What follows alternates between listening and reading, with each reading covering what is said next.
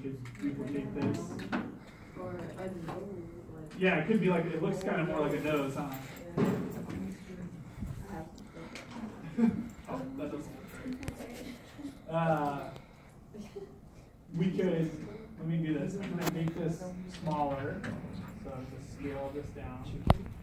And then I'm going to transform this and kind of rotate it around.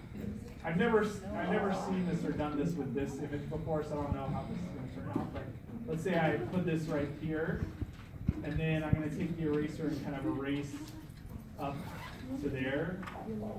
Now it's kind of starting to look like a, looks like someone going, yeah. Do you see what I'm saying? Yeah. The sound effects do help. Let's add a little nose here. I'm going to duplicate this and scale this down.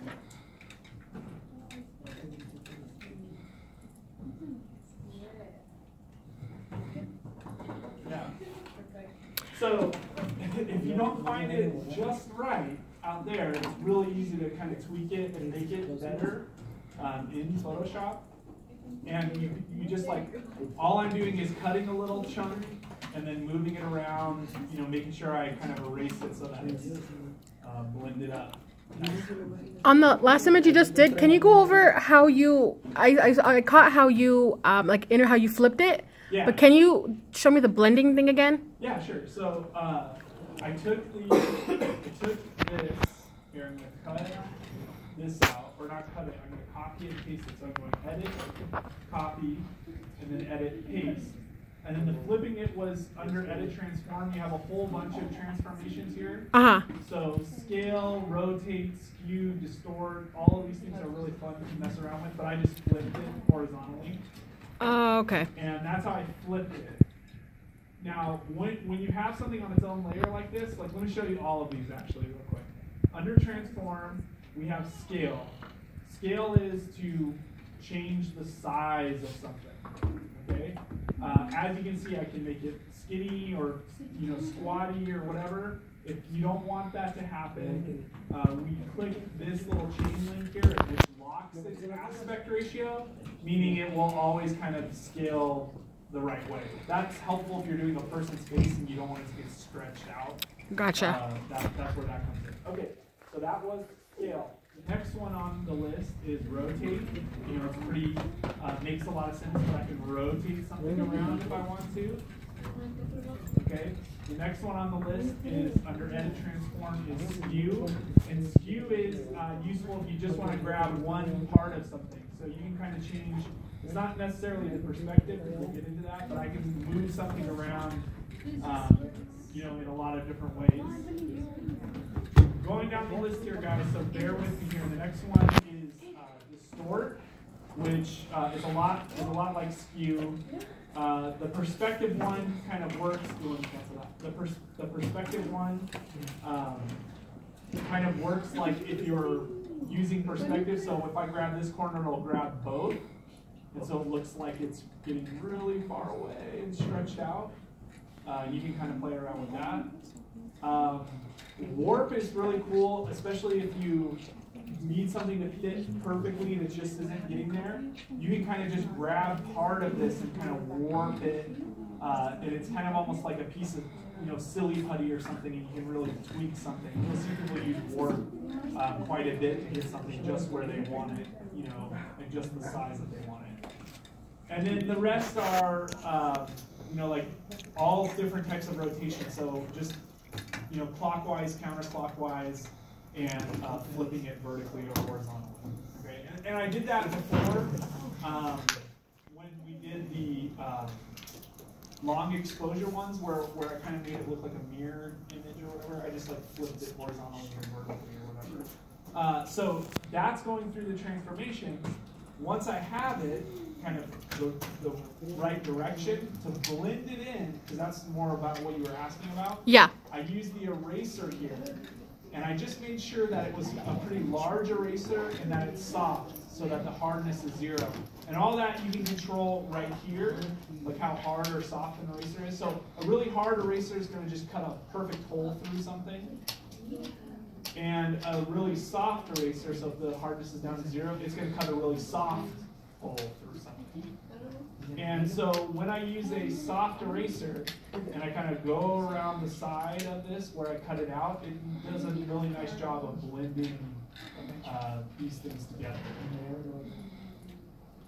And then I also, like this looks fine to me, like this looks fine, but the other thing I did was I had it be on light mode, and then it kind of got rid of some of the darker spots of the image. Okay, that's where we, right next to the opacity tab, we can kind of adjust the effect that this layer has in communicating with the layer below. Does that help? Did I answer the question? Yeah, thank you. Sure. So yeah, that's kind of what I did here too with the window. You know, if I grab this window here, I gotta be on the layer. I think I did that same. And I paste that window. I can move it wherever I want. And to make it look right, we're just gonna take that eraser. It's huge right now. I'm gonna take that eraser and kind of go around the edge there. Does that help you guys with this little face fun project thing? Okay, cool. So anyways, that was the scavenger hunt. You wanted to do 10 really good ones of those and no basic ones. They should all be edited as much or as little as you need them to be. And now I'm going to talk about project number 4. In project number 4, this is we're going to see this here in just a second. I got to back up a couple slides. We're going to talk primarily about, you've had for what we did for the last 2 assignments, we were really sort of dealing with the shutter speed. We either did it really fast, like last week, or we did it really slow, like the week before. When you do that, you noticed you had to kind of mess around a little bit with your aperture, but more so we were kind of messing with our ISO. So if it was coming out too dark, you could up your ISO a little bit. If it was coming out too bright, you can down your ISO, or you can narrow up aperture. We're going to deal a lot more with aperture this week, and we're going to be kind of aperture heavy, but we're going to start talking about focal control. So just like the previous 2 weeks, there were some things where some of you guys on your phones, you had to download like apps, like we did you had to download like a slow shutter speed app or a fast shutter speed app. You might be able to download an app where you can control the aperture. You might not. But on your manual cameras, like your SLRs and such, we're gonna mess around with the aperture, but we're also gonna mess around with the focus. And we already kind of played with that a little bit with the shutter speed stuff, where we, if it wasn't taking the photo, we turned it on manual focus and we kind of just manually focus. But I'm going to talk about how to control your focus a little bit in some of these key terms that we're going to throw around here. But under focal control or focus control, we have a couple terms. And one of the key terms is this thing called a focal length. And the focal length is the distance from the focal point of the lens to the sensor. So it's kind of like the sweet spot of the lens to the sensor. And it's actually, it's kind of like an actual distance that's measured in millimeters. So on your lens, most of you, it will say on the side of the lens, some number of millimeters. So what is your lens have here? Let me see your camera first. Okay, this camera here goes from 35 to 80. So when we sort of move this, see how I'm moving this around? When I'm at 35, the sweet spot of the lens is 35 millimeters away from the sensor. When I scoot this out to 80, it's not very much, but it moved out to 80 millimeters away. Does anyone have a zoom lens? Yeah, let me see this real quick. So this lens goes from 70 millimeters to 300. So when I'm moving this out, it's actually getting further away from the sensor, and now it's 300 millimeters away. When you see like telephoto lenses and stuff, where like sport photography, we talked about that last class a little bit, but they'll have like 500 to 1,000 millimeter camera, and it kind of looks like a telescope on their camera. That's because it's so far away.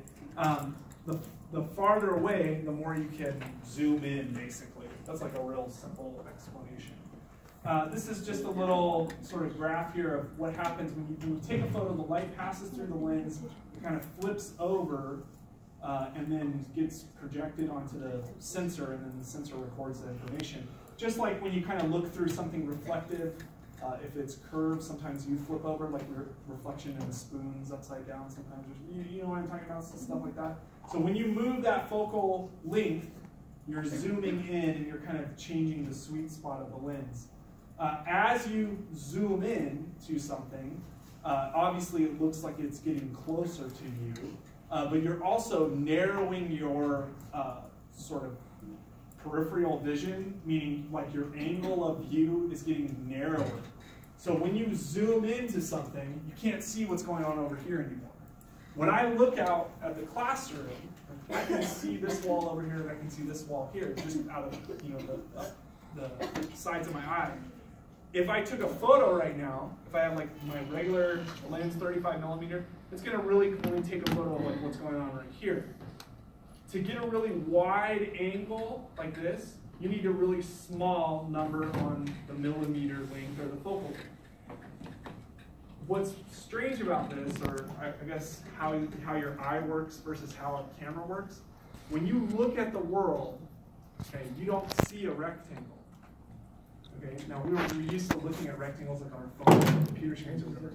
You actually are looking through a circle. Okay, if I look, like I'm looking straight ahead, but I'm kind of looking out of the corner of my head, like I can see down here and around here, like all the way around, I'm kind of seeing a circle. When we take that circle and cram it into a rectangle, like if I get all of this crammed into a rectangle, that's when we get like kind of a bulbous or like fisheye effect. And if you know on GoPros and things like that, when you're taking a photo, you're bungee jumping, doing something awesome. To get that to see what I can actually see, and then cram it into a rectangle like a screen, then all of a sudden it becomes like, it distorts it so that it's like fisheye lens. That is a very, very small focal length. 10 millimeters, 11 millimeters, whatever, that's kind of like that fisheye lens effect. As you go up in millimeters, we had a lens over here that was 300 millimeters. It's going to narrow that field of view, but it's going to get, like you can see, really far away. Okay? This is just terminology here. It'll probably make more sense in a little bit, but I just wanted to kind of go through a bunch of images here. Bunch of different, sort of, this is that idea I was talking about. I can see the whole classroom, or we can see this whole city here.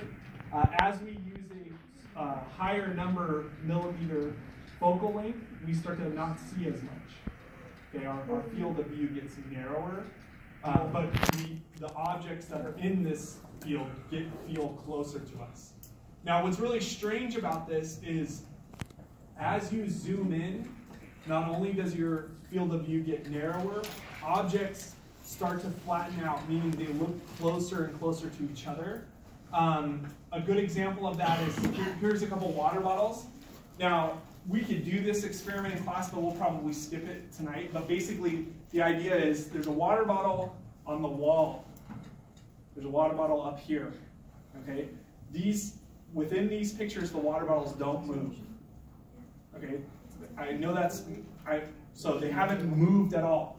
What happens to take this photo, this photo, this photo, is what you do is you take your focal length is wide open here, so it's 18 millimeters. You take that photo. You try to have this fill up the whole frame. Then you are going to zoom in a little bit to 34 millimeters, but then now you have to scoot back to keep this in your camera because it's going to zoom in and you're going to lose it. So if I scoot back a little bit and take this photo at 34 millimeters, and then I zoom in to 55 millimeters, I have to scoot back a little bit more and take the photo. What happens is it feels like this blue water bottle is getting closer and closer, but it's not. You see what I'm saying? So how that applies to, guys, I mean, the Winter Olympics are right now, but the Summer Olympics, Usain Bolt's like crazy fast.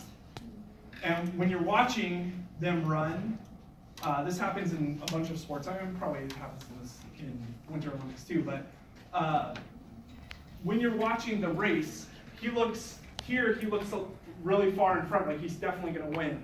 And it gets even worse as it gets closer to the finish line, but it's like he's really, really far in front. But then as we look and sort of see from the point of view of the track, they look all pretty much even. You see what I'm saying? The reason they look so even is because the person who's taking that photo, they're not standing right there at the finish line, you know what I mean, or they get run over. They're way back at the end of the track with a super zoom lens, and that lens has now flattened everything out. So it looks like everybody's right next to each other, even though Usain Bolt's got a crazy name. So how is this useful? Like, what's the point of this?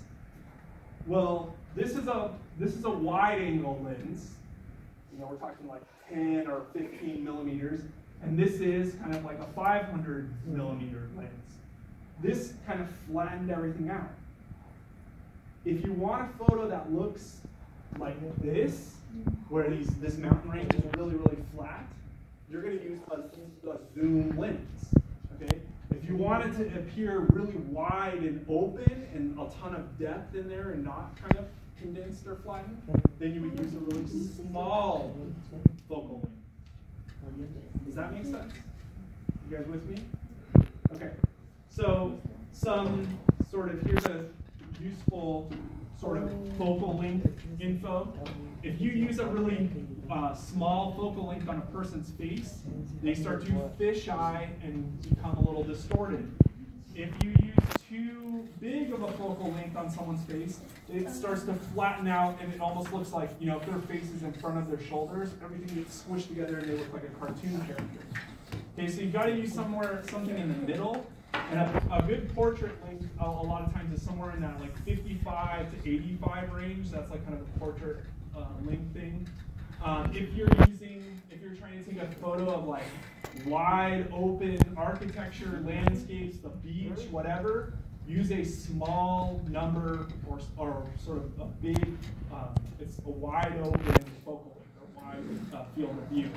If you're using a portrait, like I said, somewhere between, let's say, like 50 to 100, so I think 85 is usually like a portrait lens, but that's really useful. If you're trying to capture, you know, like something far away or moving or, you know, sports, wildlife, whatever, you'd use a bigger focal length. Okay? Now, what's kind of crazy is we can see this water bottle thing that I have here in action in movies. And there's a dolly zoom effect. This is from Jaws. What's happening to achieve this effect here is that they're actually zooming out while moving closer. And you can do it in both directions.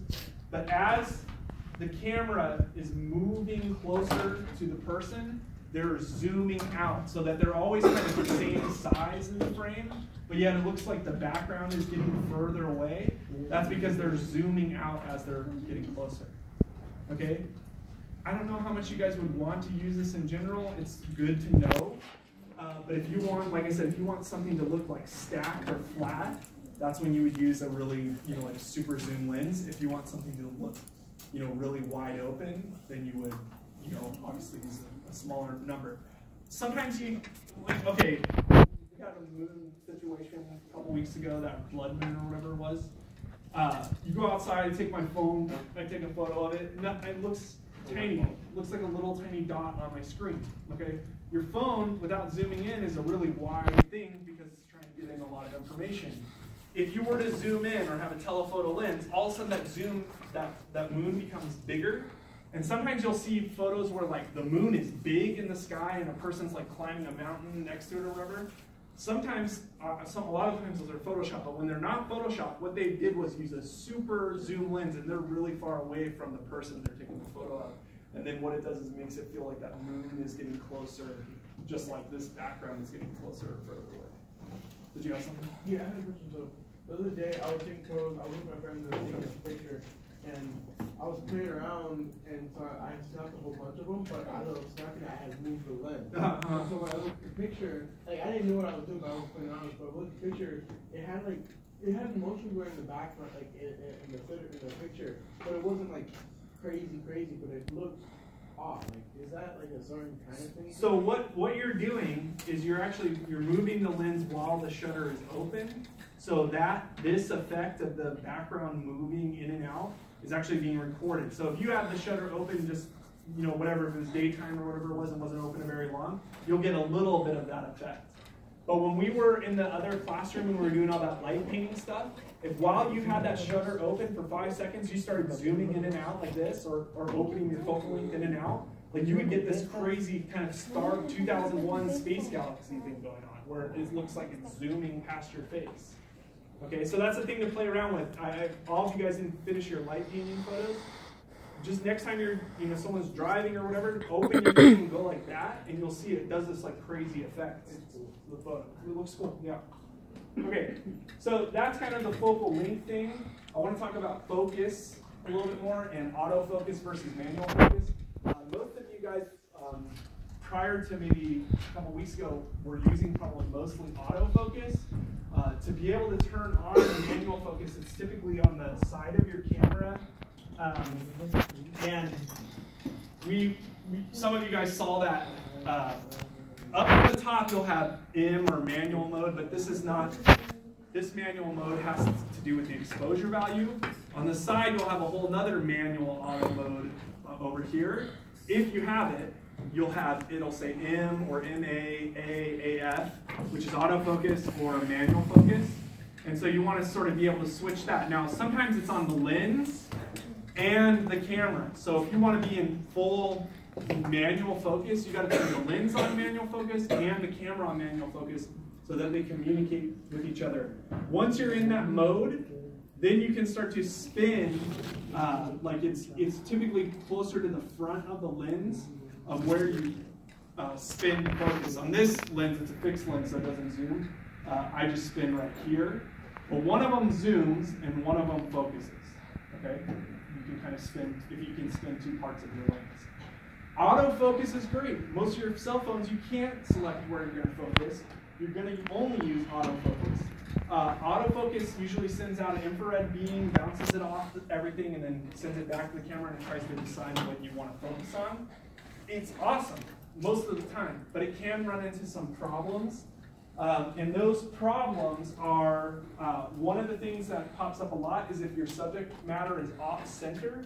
So if you're taking a photo of a person and you don't want them to be right in the middle, what will happen is the background, the camera will think, because it's trying to focus on what's in the middle of the frame, it'll focus on the tree in the background instead of the person. To fix this, okay, when you have autofocus on, so let me turn on autofocus. When I have autofocus on, when I push down the shutter here, when I push it down halfway, it starts to go, and it's trying to focus. You can hold that. There's like kind of a sweet spot. It takes a little bit of practice to get this feel down, but I can go like this. Like here, let me take a picture of my hand.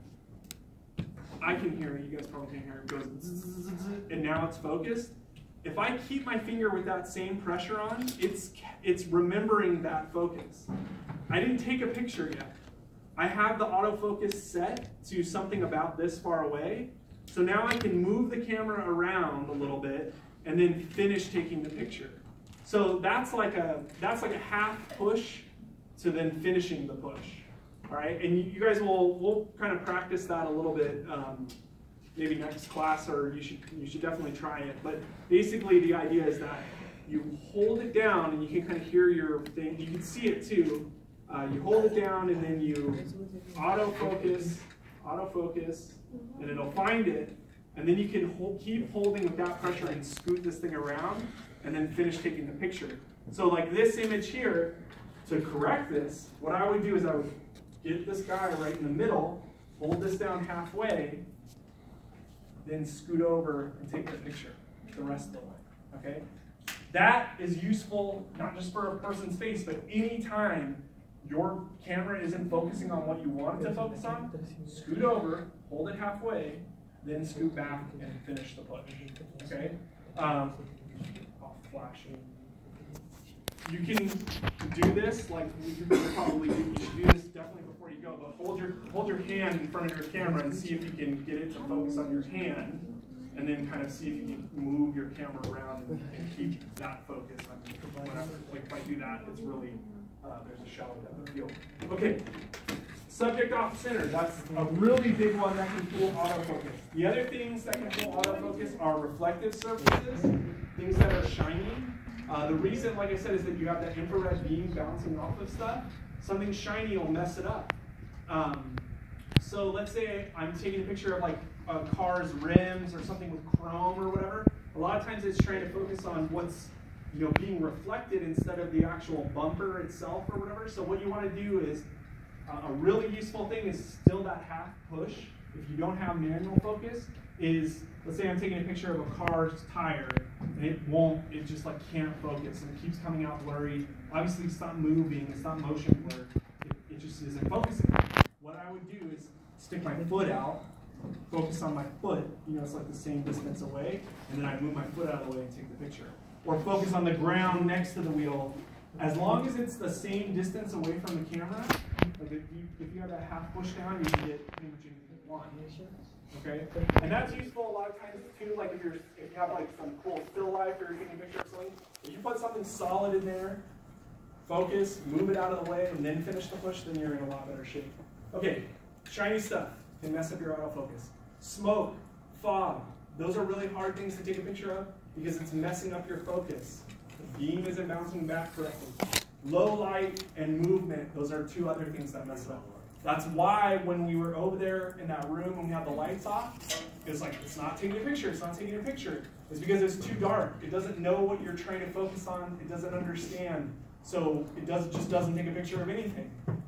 So once again, either one of the solutions we did over there was I hold still, I shine the light at you, you kind of focus on the light itself, or I shine it at me and you focus on me. Then we can move around and do all types of crazy stuff once we've got it in focus. Movement's the same thing. If you can change into manual focus, great. If you can't, that half push little trick is going to be very useful. Now, I'm going to talk about depth of field right now. I'm going to come back to this in a second. But depth of field is this sweet spot away from the camera that's in focus. I just talked about how like I stick my foot out and this distance away from it, I know it's in focus, so I can now move over here and take a photo of the tire or whatever. When you're taking a photo, the focus, there's sort of a sweet spot away from the camera that's in focus. If you get too far out of that, it gets out of focus, and if you get too close to the camera from that sweet spot, it gets out of focus. That's what we call depth of field. Now, depth of field isn't there's no setting that's like, oh, depth of field on your camera. It's all controlled by the aperture. And the aperture, once again, is how wide the opening is. So what's happening when you take a photo, we already talked about this, like photography is painting with light. Light is bouncing off, like I'm taking a photo, light is bouncing off this hoodie here, it's coming back into the camera, it goes through the lens, flips over, and is recorded on the sensor. On every point of something I'm taking a photo of, like let's say this cup here, every point of this cup, light is bouncing off, flipping over, and coming onto the sensor. It kind of flips through the lens and comes onto the sensor. If you have a really, really wide open aperture, it has a tendency to go in the wrong spot. Each point of light go in the wrong spot when it gets recorded on the sensor. If you have a really, really narrow aperture, it ends up in the right spot, and you have, a better or deeper depth of field. And the reason is because you have less of a chance of error when the focal or the aperture is small. Let me use an analogy to explain this. Okay. Let's imagine, like the front of the room. This is the hallway going all the way down to the next room. And I have a volunteer from class. You go stand at the end of the hallway. And I'm going to take a bouncy ball, and I'm going to throw it as hard as I can and try to bounce it off of the floor and the ceiling or whatever and try to hit you. Okay? If this is a really wide open hallway and I do that, there's a good chance if you're standing still that you're not going to get hit. It's going to bounce off the ceiling and the floor or whatever, and it's just going to pass by you. All right? Now, let's take that hallway and we shrink it down so it's a really tiny hallway, like let's say a tube. And I throw this tennis ball as hard, or tennis ball, bouncy ball, whatever, as hard as I can through this tube, and you're standing at the other end, you're probably going to get hit, right? The smaller that opening is, when this light or bouncy ball bounces through it, the more of a chance it's going to go in the right spot. So to get a shallow depth of field, you open up your aperture really wide, and that's when you get a lot of things out of focus. You can get things you want out of focus, like if you are trying to take a photo like this, or like this, or like this, where the background is blurry. Now these look like more professional a lot of times, and the reason is because you typically have to have a bigger aperture. Not a lot of cameras have a really wide open aperture, but if you can open your aperture up all the way, or the widest that will go, you can have photos that kind of look like this. Now there's a ton of variables. How far the background is, how close the subject is to the camera, all of that stuff is, you gotta kind of find where you're standing, where they should stand, how far away the tree in the background should be, whatever. But when you kind of figure that out, then you can take photos that have shallow depth of field. So shallow depth of field, to do this, you need to have a big aperture. And then another thing you can do is kind of zoom in, because zooming in, once again, makes things get tighter like this. So that background's far away, but it's out of focus, and it looks like it's right behind it, because we've zoomed in and we've opened up the aperture. Okay? Deep depth of field is the opposite of this, where stuff is in focus going really far away and up close. To do this, just like my little throwing a tennis ball down a tube thing, you have to use a really small, tiny little opening. That aperture needs to be shrunk down.